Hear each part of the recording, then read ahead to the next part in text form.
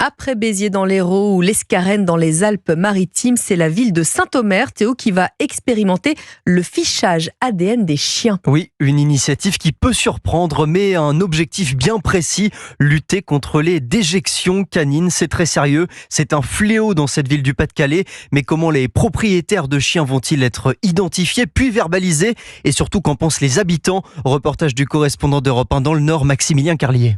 C'est une catastrophe. Les gens ne respectent rien du tout. Des habitants excédés par les crottes de chiens, mais la mise en place de tests ADN pour retrouver les coupables divise. Moi, je pense que c'est quand même une bonne solution pour arriver à quelque chose. Je pense que ça va avoir un sacré coût. Les recherches, les tests ADN. Facture pour la municipalité, 42 000 € dès qu'une déjection est trouvée sur la voie publique. Analyse pour remonter jusqu'au fautif.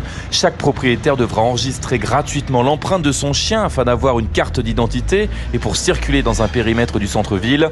Mais là encore, tous les propriétaires de chiens ne sont pas d'accord. Si on doit en arriver là, oui, pourquoi pas. Les gens qui laissent leurs chiens déféquer sans ramasser, ce sont des gens qui n'ont pas fait identifier leurs chiens, donc on ne les retrouvera pas. Il y aura alors plus de vigilance pour retrouver les auteurs, répond le maire François de Coster qui insiste sur l'amende, 300 €. C'est un fléau dans beaucoup de communes. Il y a une vraie demande de pouvoir agir sur ce sujet-là. Un dispositif déjà instauré dans plusieurs grandes villes espagnoles. Résultat, baisse de 80% des déjections canines. À Saint-Omer, Maximilien Carlier, Europe 1.